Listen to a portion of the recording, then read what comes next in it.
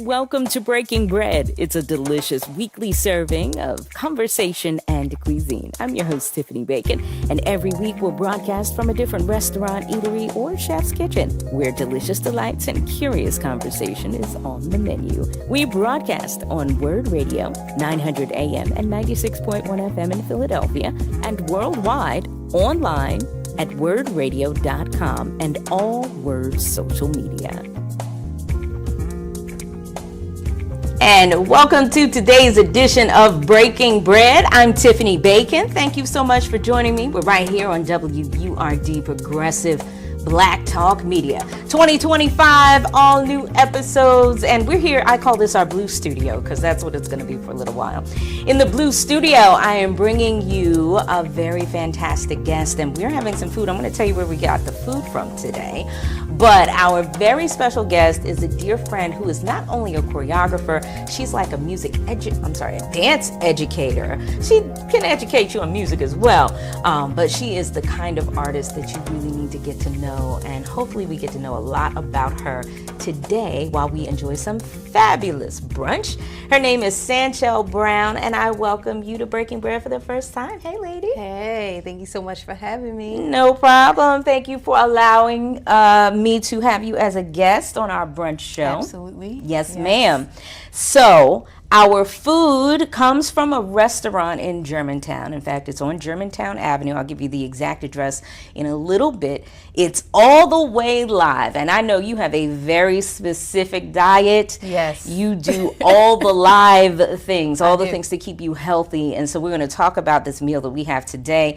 I have veered off from the super healthy, and I'm veering back. But I still love a good live meal. So we're going to open this up so our food cam can get a look. If you love live dishes, you're gonna love this. It looks like we have some cabbage in here. There's some black rice in here. There is some, it is, oh gosh, I forget what she calls it, but it is a vegetable mix. Yes, go. With Indian flavors. So that is what we have on our plate today, and the food cam should be giving you a little sample of what this looks like. It's very colorful, is chock full of good vitamins and freshness, and that's what we need. And this is a ginger lime juice that we'll be drinking today. So gotta have that good ginger. Excited. In your system. So while we try this out, and we'll give you more information on All the Way Live, if you want to try it, definitely go check it out. The sister who runs it is amazing. The space inside is amazing, and the food is great, right? What is it about this style of eating that is super important for you as a dancer, as a choreographer, as a mother, as a human?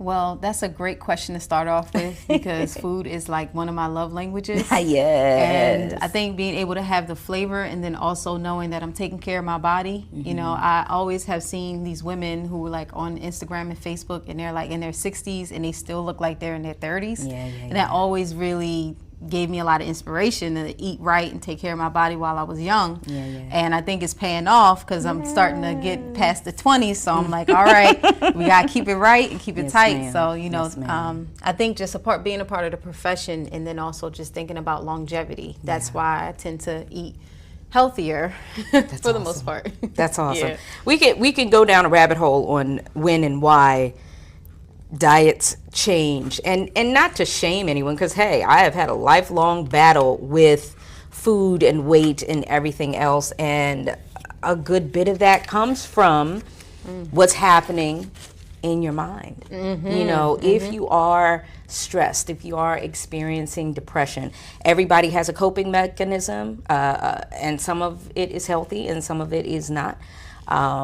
One of my coping strategies has been good food, and sometimes it wasn't always good as in good for me. It was good as in good tasting. The comfort food, it makes you feel warm inside when everything else is cold. Ice cold in the world, ice cold in your heart, ice cold in whatever. You get that warm feeling and you slide away from eating well. What has helped you keep away from that? I think whenever I veer back into junk food and how I feel is enough for me to like go back to the right style, the right lifestyle for me. Okay. And because I'm using my body so much in my profession, it's just like I can't really run away from it and kind of sit with like, isn't it good? Listen. Sorry. Praise break on this drink. Hallelujah. Hallelujah. Amen. Listen, Linda. You're not listening. This is real. I'm going to get back to your point, because that's why we have this discussion with some food.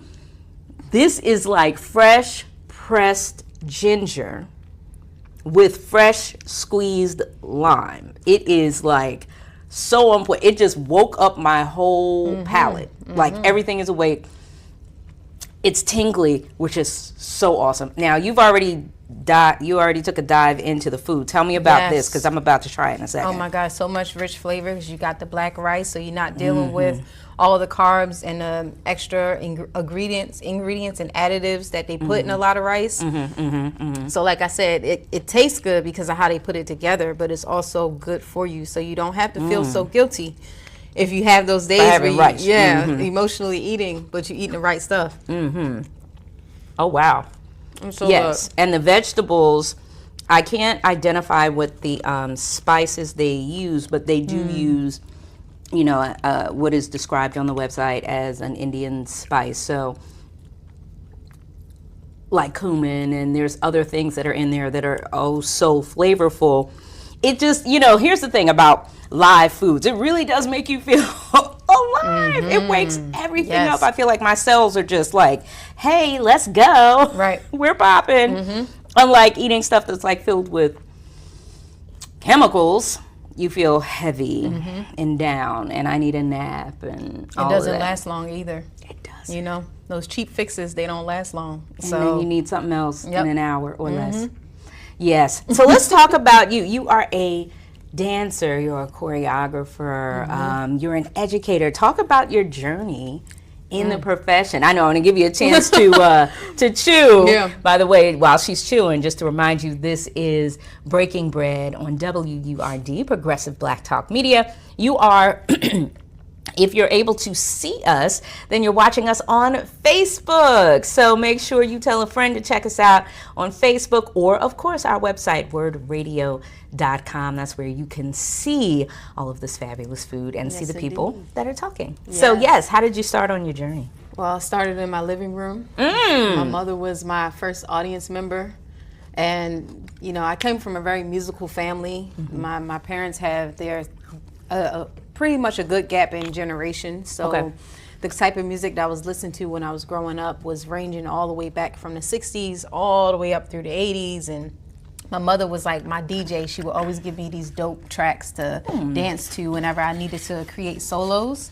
Yes. So from there, I started to train in a studio in Baltimore. I'm originally from Baltimore, Maryland. And from there, I just kept training and taking classes, and then I went to college, and they allowed me to get my degree in dance and choreography, which is a big deal for, some parents. Like, I don't know what you're going to do with that, but do something with it. Right. And I did. After I left, I went to New York City, and I started working with Urban Bush Women, and then I started my freelance journey, and that really has been quite a test of me growing as a businesswoman and an educator, and then also as a performer, because it's just... You don't know what kind of gigs you might get, and you're always piecing it together. But I've managed to create a lifestyle out of that in the last decade, and it's been great. It's been wonderful. Wow.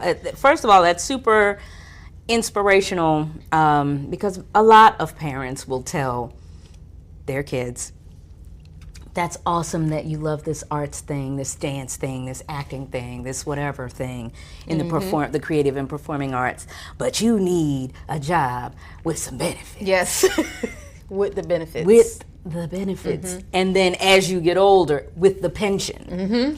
You might not hear the pension conversation in your 20s. You definitely hear the pension conversation in your 30s and 40s. Yes, indeed. So knowing that that's just how most of us are raised, and a lot of parents don't see that you can really make a decent living and not be hungry and begging folks for stuff. with an artistic career. How have you been able to encourage other people who have maybe the same dream as you? Well, it's an interesting question you ask, because I feel like I'm moving in a lot of a direction of like a creative director. I call myself a creative midwife now. Oh, wow. Just because I've choreographed so many musicals and have mentored so many people into their dreams. And I think that just reminding people to think about the passion and why you do what you do, and becoming excellent at what you do and making that the main focus, and the things will come to you, the things will attract to you, and having your standards on what you take on and what you don't.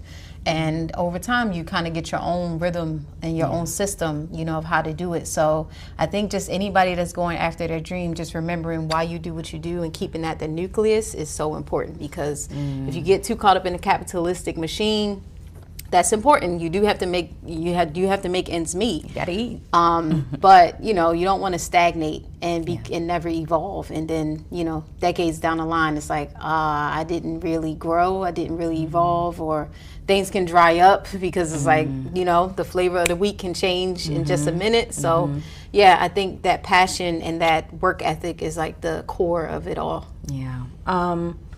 And even being able to just bounce back from adversity. What does that look like for you? How has that been when it's like, oh yeah, I'm excited about doing this one thing, it fell through, and so did the thing after it. How do you bounce back? That's a really good question. I think I'm a Baltimore girl, and I have to say that because that city is about resilience. It has taught me the ethic of the hustle. And I think being a part of that is just understanding that rejection and things going wrong is a part of the process. It doesn't mean you have to quit. And if you really study the greats, all of them went through it. They all had to find their way. They had to navigate in places where it felt like it was impossible to make it happen. So I think being able to have that reminder that nobody has a straight and easy and forward path as we think it's supposed to be a linear path is really important. And I also think mindfulness, I'm big on meditation, I'm big on visualization, I'm big on affirmations and wellness, taking care of myself so that I can stay in a high vibrational frequency, stay in a high evolving place to be able to continue to do the work, even if the world doesn't get it. And when you're a visionary, you're ahead of the line. So oftentimes they don't see the vision. So you have to have that gut and that thick skin to continue to go, because they'll catch up eventually. Or they won't. Or not. And that's okay too. I feel you so much. If I had a nickel for every time somebody thought I was crazy for whatever idea I was putting forth into the world. I learned early on you don't share too much about that, because you'll get discouragement, not because they're necessarily haters, but they just can't see the vision. Right. It's just like a baby. Like if when you're pregnant, you don't usually want to tell people in the first 3 to 4 months because it's so delicate. Right. And things can happen, and the people can't always see the baby when it's first forming until it starts to get bigger and bigger and bigger. Yeah. And then when you have the baby, that's a whole other part of like maintaining it. So being able to nurture your gifts and nurture the dreams are very important, and knowing who you can trust to confide in. There's so much there. Like there's especially now in 2025 with all that is happening. Some people are leaning on the fact that there's no time to dream. There's no room to dream. This reality is in my face and I got to deal with the reality. What does that cost you ultimately? I like to always remember the future. And I say remember, like as in like if I can time travel and meditate and think about where I'm going to be years down the line, if I allow myself to get sucked in the warp of just the day-to-day grind. If you think about that, it kind of falters like how you want to move, and you have to make space for yourself, and then to create space for your creativity. Sometimes it might not be as much space. I'm a mom, and I'm doing it singularly, and sometimes it's just not the same. It's not the same amount of space that I had when I was in my 20s. So I think being able to stay sharp and stay flexible, and move through it. Like I was saying, it's not a linear path. So knowing that however you move, as long as you keep the nucleus there, you'll get to wherever you're going. But if you really don't want it and you give up to the reality, that's on you. You have to answer to yourself. So I think just having that self-accountability is really important. I think having conversations like this is really important, especially over good food, because, there's so many reasons to not be inspired. There's so many reasons to give up. There's so many reasons to just think the worst. A lot of viable reasons. But even before 2025, there was always something that could be in the way. I don't know about you, but when I grew up, failure was the worst thing that could happen. Next to the worst thing that can happen, you getting harmed or getting killed. Outside of that, failure was the thing you were taught not ever to do. It took until maybe my 40s, like 45-ish, that I realized there is a benefit in the failure. And actually, I could have saved myself a couple of early gray hairs if I stopped looking at failure as the worst thing that could happen, because I was so bristled against failing that I couldn't even fully embrace some of the things that were happening. I was putting unnecessary stress on myself. So how do you view failure, and what do you tell other people about that? Well, first of all, can we talk about this? Because she says she's 45 and she don't look like she's 45. I'm not 45. Past 45? I'll be 54 in a couple weeks. Listen, 2 y'all get into this. So 2 weeks. Creativity does the body good. Thank you. I think the universe is your university. And you have to take notes. You get the lessons, you get the test before you get the lessons. When you're in school and you're studying for a test, you're not going to get everything right, and you're not always going to get it, all the way perfect. But for some reason, we feel like, well, when I graduate out of school and I go into the real world, I'm supposed to have everything right. I'm supposed to have everything perfect. And that's just not reality. That is not reality. Sometimes you find good gems and gold in the mistakes. So I think being able to repurpose mistakes and be the alchemist and take the things that don't go right or don't go the way that we see them going and make it work for yourself, finding the silver lining in some ways. Sometimes that might be a lot for some people, but being able to find the silver lining and build from that, I think it helps the blow that comes sometimes where things don't go the way that we want them to go.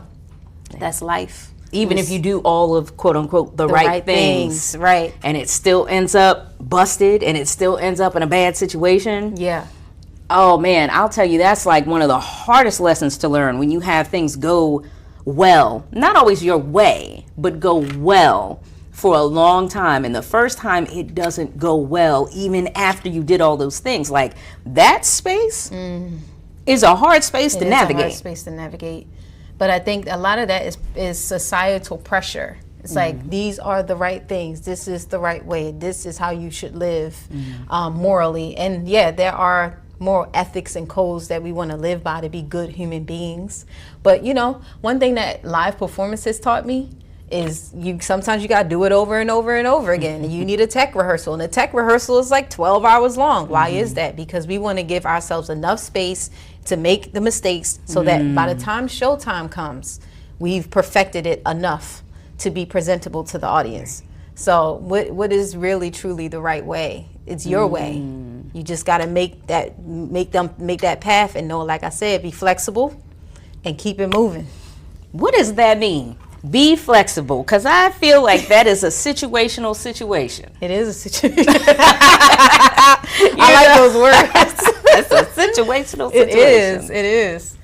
Flexible as in, if the mind is flexible, then whatever is happening in conditions, like whatever is happening around us, does not break or make us. And that flexibility takes strength. If you ever taken a yoga class or you've taken any kind of movement class, those things look so graceful and it looks so, but you are using your muscles, you are using your mind, you're connecting to your breath, and that requires so much focus. So what is your focus? If your focus is on your nucleus, then you can be flexible. All right, that didn't work out that way.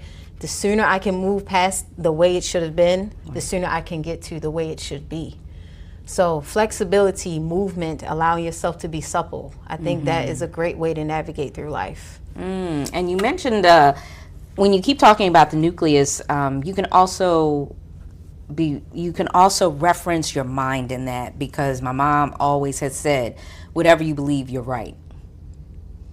There's something powerful in that, because basically you're saying, even if I shift my belief about myself in this moment, I can be right.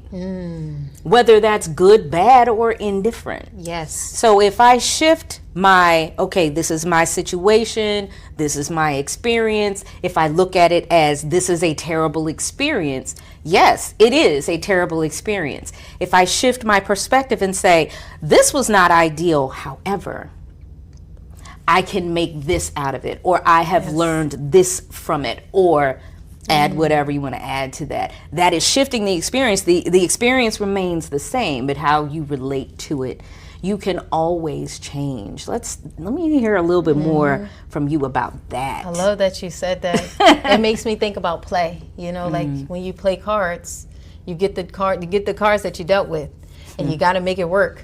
Or if you're playing outside with people and you might have a team where they're way advanced and you may have an advantage in one way. I think that's why play and joy and not taking life so seriously, even when it can get serious, but being able to find a way to, like you said, zoom out and see it objectively and not get caught up in one way of looking at your identity. I am only this, so I can only get this. I can only make this amount of money. I can only go this far in my career. I can only do this job. I can only do this job. And a lot of these things come from other people's opinions.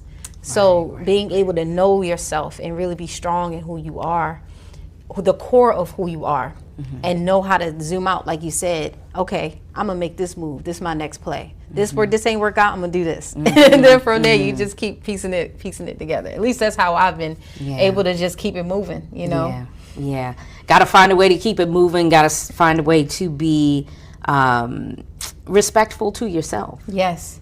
It really all boils down to that self-knowledge, knowing yourself. And when you know yourself, you automatically love yourself. You respect yourself. Because it's a constant. Well, you hope. I don't know if that's automatic. That's true. Sometimes when you really get to, like, okay, so for example, the pandemic, that was like the great, what's the word I'm looking for? Like, it just evened things out to the point where the folks who were able to stay in the house, like they could not go outside, their job was like, no, stay home, or they didn't have a job anymore, whatever the case is, they were not an essential worker, so they did not have to leave the home. You had 2 years to deal with yourself. And for some folks, it was an eye-opening experience. Like, I didn't know I still had these things hanging out in the corner of my room, and they've been here since I moved, and I never touched them, and I forgot they were there. You do that same level of observation with yourself. I didn't know I still had a trigger for when people said this, that, and such to me, because we've been so busy moving so much constantly. We didn't have a moment where you could just sit down and be quiet and be still and be in your house within yourself and be able to just see it clearly. And for some folks, that was scary. Like, ooh, I've been hiding behind my busyness, or I've been hiding behind my career, or I've been hiding behind this relationship that now that I'm sitting here with you, I don't know that I like. Right. Right. Facts. That I don't know was working, but it was working because we were both busy, and now we're sitting here looking at each other like, I don't like you. Or the reverse. You're so busy, you had love, and the love was starting to fall away, and you're sitting there looking at each other like, I really miss you. Yeah. So not everybody has that same relationship to the realization of who they are. I agree. I think they don't have the relationship to their true self. I think the busyness and the facades that we put on is the masked self. But the true self, the authentic self, like being one with who you really are. Yeah, it does take some digging, and it does take some looking in the mirror, and it takes a lot of accountability. But the more you can really sit with those emotions and embody it, then yes, I think that you can get to a place of self-love, coming from self-acceptance into self-love. But yeah, that was a crazy time. Ma'am, 5 years ago. Five years ago. I don't know if we learned all our lessons during that time, but I don't think so. Because we're busy now. Again. Back to the busy. For some people, I think there was a great change because, they said there was the great resignation. A lot of people looked at their employment like, you know what? I don't actually have to deal with this foolishness. Yeah. I'm out. Yep. And not be as afraid Yes. as before. Like before 2020, before March 2020, folks were just like, yo, I'm rooted in this thing. I'm going to figure it out. I'm going to work it out. I have all these bills. I have all this thing, the go. And when you sat down, you were like, you know what? Me sitting here on the Zoom call, on this too long meeting that should have been an email. Hello. Yeah. And the the microaggressions become macroaggressions through the screen. I can hear it better. Yeah, no, I don't have to deal with this. And so many people were out. Yep.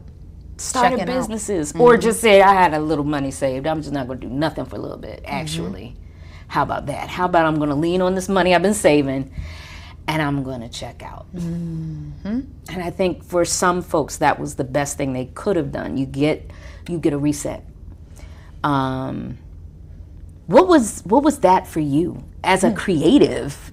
That experience, going through it, and then coming out of it to now where everybody's outside. Well, the funny thing about it is I had my baby the week before the shutdown happened. Get out of town. And I also had a home birth, which I was very happy I took that route because the hospitals were crazy at that time. But I think for me it was a big relief because I was so afraid of losing gigs and losing opportunities because I was like, okay, well, I'm gonna have the baby, so I'm gonna have to be like home with her. But everybody was home, right? So it was like, well, this is perfect. I'm not missing anything. Right. There are little nuggets of money that's popping up in these grants and stuff. So I think for me, it was a really great time to really tap into ownership of my gifts. It's when I started my production company, Nubian Productions. I started doing online classes. I really was like taking the talents that I had been giving to other people's productions and their classes and just creating a space for myself, virtually and in person. So it really gave me a chance to step into CEO boss mode. And coming out of that, it's been really great to move into the next level of entrepreneurship because that's really what we're doing as artists. We're being entrepreneurs, even if we don't want to deal with money. We have to. It's a conversation that has to be had. Right. And now, I'm still doing it. I'm still working online, doing my wellness classes, and I'm stepping into more self-production. I'm starting to get back on stage because I've been doing a lot behind the scenes. So just honoring the seasons. And I think that time gave me a season to move into this next season. I love it. I want to talk more about your work. If you're just tuning in, this is Breaking Bread on this fabulous Sunday brunch time. I'm Tiffany Bacon. I am your host. You're tuning in on WURD, Progressive Black Talk Media. Sanchel Brown is my very special guest. She is phenomenal. She is a dancer. She's a choreographer. She's a mom. She's everything. So speaking of mom, the baby is here too, and so she's got to do mom things. And it's a beautiful thing to talk to an artist who is also navigating motherhood because I know that can be difficult. I know. That can be all types of a challenge. You have mommy's on mommy duty right now as we're talking, which is cool. It's brunch time for everybody on the show today. one thing that's like super awesome, I can't remember the first time we worked together. I think it was Dreamgirls. Was it Dreamgirls? Was that the first time? No, actually, it was during the pandemic. The play, yes. The virtual play. We did a virtual play with Mama Z. Yes, we did. Cleaning ladies. Oh my gosh, cleaning ladies. That was an experience. Yes, it was. Because the pandemic also, like, listen, artists are super resilient. Yes. We did Zoom plays, honey, and folks paid money to log on and watch them, and it was great. It was a great experience. First of all, acting from the waist up, number one. Number one. Let's start with that. Second of all, just the idea that we're still creating these worlds that we can bring to folk, and on a wider in a wider space. I don't know why I'm losing my words today. In a wider space, people all around the world could tune in. Yes. Could watch it. Whereas if we just did it here in Philly, it would just be a limited group to whoever is here in Philly at the time to see it live. Now, I still think live in-person theater is the number one way to go. Absolutely. But there's so much more access that was available to us with doing Zoom theater. And so, yes Zoom Cleaning theater. Ladies was a great one. It truly was. But after that, we got to work with Theater in the X. Theater in the X, does summer productions in Malcolm X Park. Last year was their 10th year, so they're moving on into, bigger and better things as well. But we worked on Dreamgirls, which was such a fantastic production. Yes, it was. Oh my gosh. It was all the things. All of the things. Yes. So talk about that, like doing choreography for such a well-known, well-renowned play, doing choreography for a big musical like that. Well, it was actually my second time choreographing Dreamgirls. Really? Yeah, the first time I did it was at Yale. And it was the traditional script. But when we did it with Theater in the X, they created their own. They revamped the music. Don't tell nobody. But it was amazing. Yeah. I think being able to do that in that setting, and then to be able to take the music, because the music and the dance are married. They're so close together. So being able to see what the musical director Will Brock, what he would put in the pot and make it happen, and we're gonna take it from here, and it was just so much inspiration in the room. So I think just being able to do that in Malcolm X Park and show those images of fabulousness and blackness, and the time where just music was, it really had like a majestic, magical essence to it. I think being able to time travel in that way was really sweet. And then seeing the production at the end and all the accolades that it got thereafter also was nice to know that our work really was represented and it was loved, and given all that it needed to be given. Because that's always nice when we do get recognized for what we do. Absolutely. Not saying we do it for that. Right. But when you do receive any accolades, it's really sweet. You saw it. You saw us. You saw the work. Yes. Thank you. Thank you for seeing it. Man, listen, Dreamgirls is it's that kind of play. I wish I could have seen it on Broadway. We just didn't have the money to go up to New York when I was a kid. Mom's like, looks great. Yes. You can't go though, and I'm like, darn it. But being able to be a part of it later on, it's just like dreams, living those dreams, That's the beauty of being an artist. Yes. I heard a quote, I think it was by Toni Morrison, saying, "Art is dangerous." How do you relate to that quote? Ooh. Girl, that's a sword. She threw the dagger at me like, wait a minute. Yes. I definitely feel like I relate, because like I talked about earlier, being the visionary. It's knowing before others know, it's seeing before others see, and sometimes it's speaking before others say what does not want to be said, moving in between the lines. I recently learned about a term, the creative class. That's a thing, and being a part of the creative class and being able to be the forerunners of where new gentrification happens. They follow the artists. Trends that happen in culture, they're following the artist. The artists really are the cultural bearers. We're like the modern day cultural bearers. So this is a heavy mantle to carry. And Fela Kuti said it. He said, you do not play with music. He said, if you play with music, you will die. And he said that for a reason, because being able to be in this creative position, there's a responsibility that comes with that. So we have that ability to move through the cracks. And I think that's what she means by it being dangerous. It's lethal, because we can say the things that others probably don't feel safe enough to say. Right, right. If you weren't an artist, what would you be? I would probably be some sort of a guide, a teacher. Okay. A teacher of the people, definitely. Okay. I think that leadership is just in my blood, and it's something that I can't run away from. And being able to take people from one state into the next, whether that be in their mind state or what they made, their perception, being able to take them from one place to the next. I feel like I would still be doing some kind of work like that. I love it. I love it.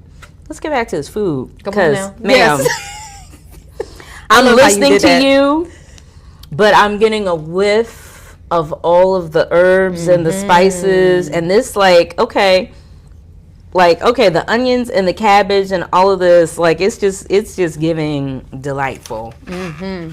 And it just smells good. So I wish there was smell-o-vision, smell-o-radio, because it's it smells fresh. You ever walk into a restaurant, and as soon as you walk in, it's like the smell hits you and you walk out ooh, it smells like something in here spoiled. Like something ain't right. Something here ain't right, and you scared to try anything because you're I don't know if that's the pipes or I don't know if that's the food. But I don't know that I want to find out. Okay, that part. I don't have to know. I don't need to know. We're gonna go on down here to this one over here. Right. But this is the kind of thing that's it just opens up your senses. So when you're eating well, what are your favorite things to consume?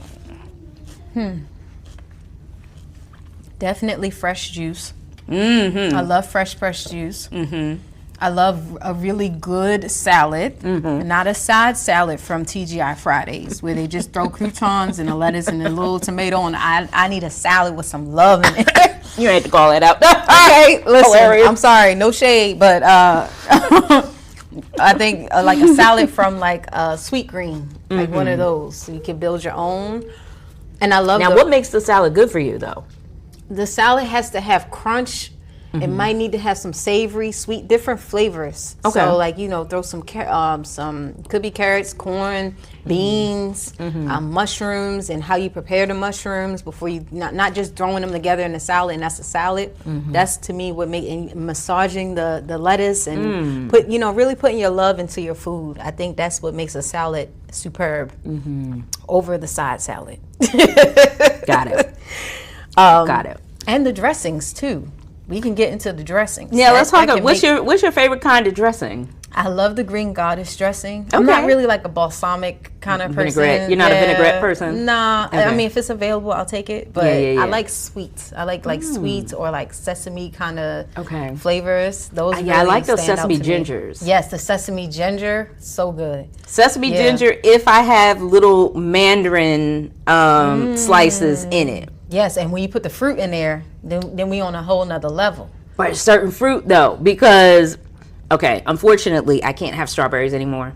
Oh, are you allergic? Okay. Yeah. Okay. And that just happened in the last 2 years, which is nutty. But I used to love having some fresh strawberries with spinach and not a whole lot else. And I'll have a little balsamic vinaigrette. But certain types, I've had a raspberry balsamic vinaigrette. Yes. That was good with strawberries on spinach. Yes. That was good. Yes. I wouldn't add something like onions to it, though, because onions throw that off for me.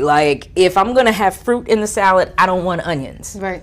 That combo does not work in my mouth. Yes, the flavors are important. The flavors clash for me, but I've seen people eat it like that, and I'm like, yeah, not built like that. Definitely not built like that. Ooh, the acid, the acid of the onion with the sweet of a strawberry, just it's too much.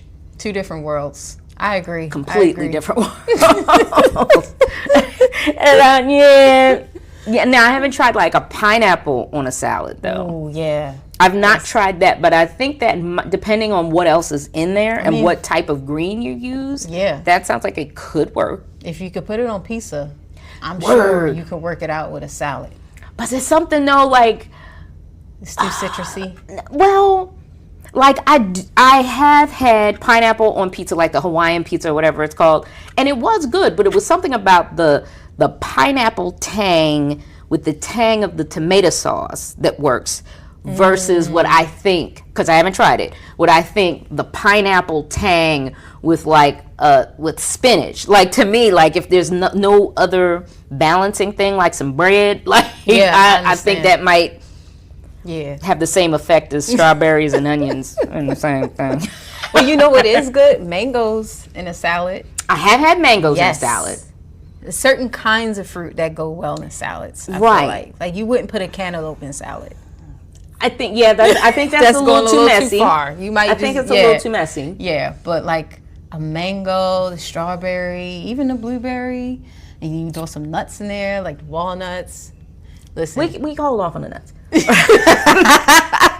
can let them stay on the table. But yeah, like I've had walnuts, like I've had a strawberry walnut spinach salad before. That was okay, but I'm not big on walnuts. Like that's not my thing. But some combinations I feel like bring that freshness, and some are just like too much. Yeah.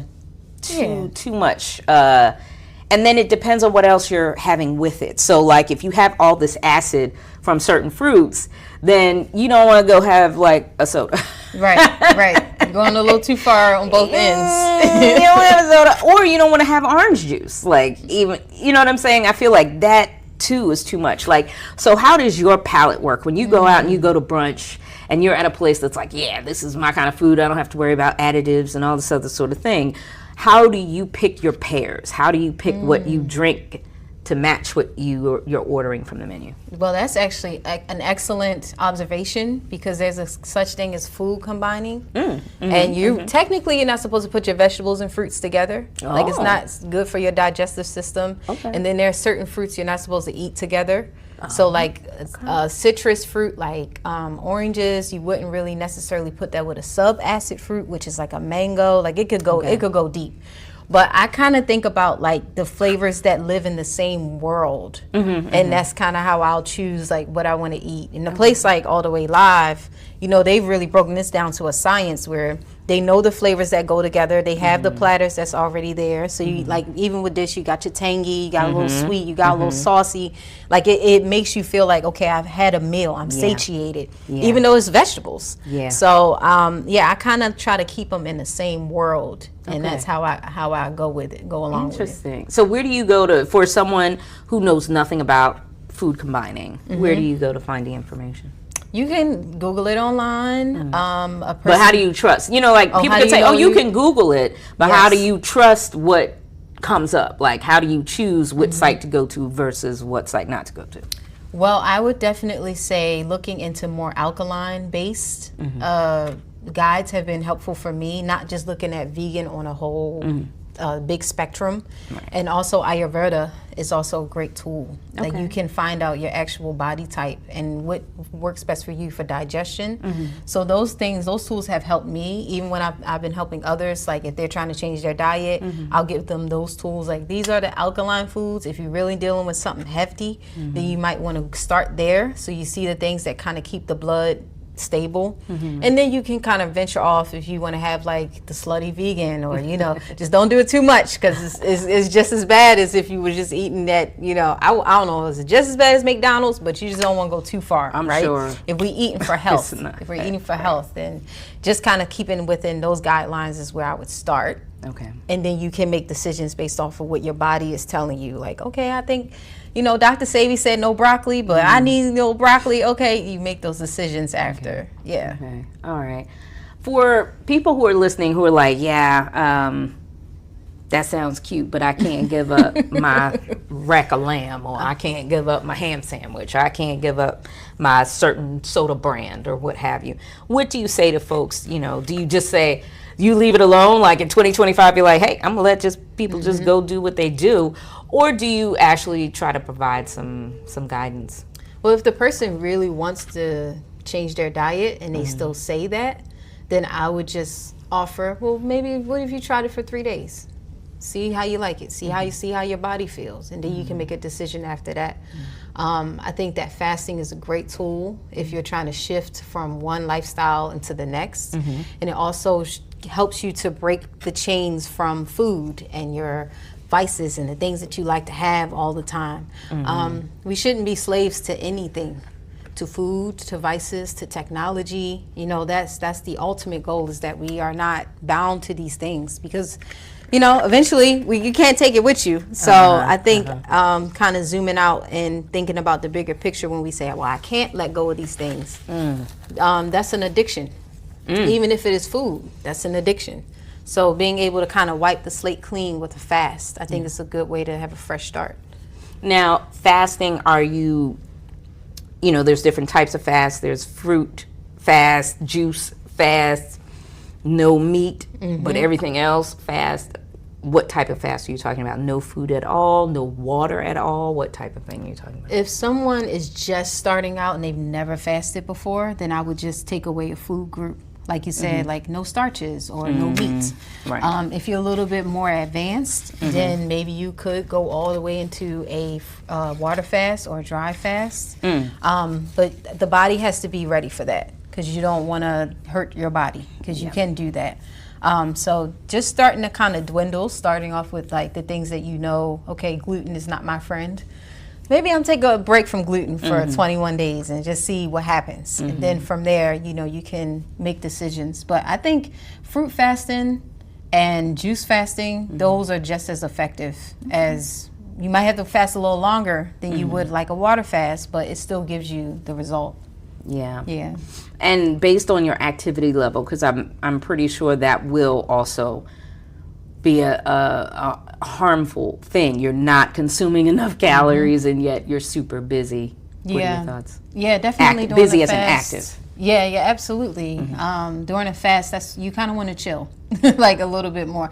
If you already are somebody that's active and you built that rapport with your body, where you're working out every day, you might just shift into like more low intensity workouts, and try to just take things easy. If it's things that you can take off your schedule for that time, you can do that. Sometimes we can't do that. So that, you know, that probably will be a time to just go raw or take away a food group. But if you know you can have a moment where you can chill a little bit, that's like the optimum, because you really can get the spiritual, the mental, and the physical benefits from that. Yeah, I love it. I absolutely love it. This is great. Again, this is live, meaning it's not cooked to death. All of its nutrients are packed into every bite of food. And, you know, even that is, for some folks, you know, that takes some getting used to. I remember back in the day when I was a kid, there were certain vegetables that were boiled to death.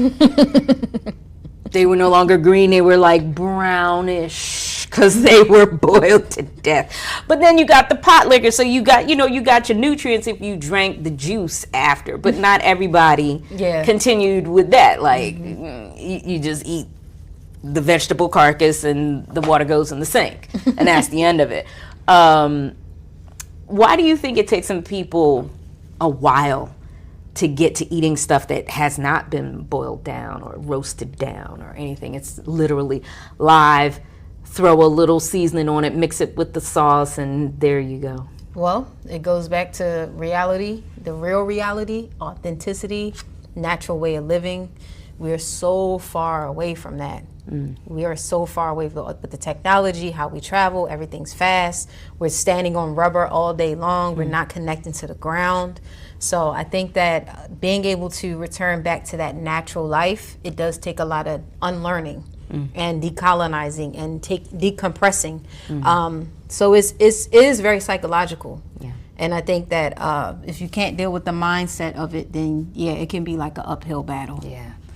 Well, we're almost out of time, lady. Please tell us. I know you have some things coming up and going on. What you got going on, ma'am? On March 1st and 2nd, I'm going to be hosting the Rebirth Retreat. And this retreat is going to be somatic movement for creative renewal.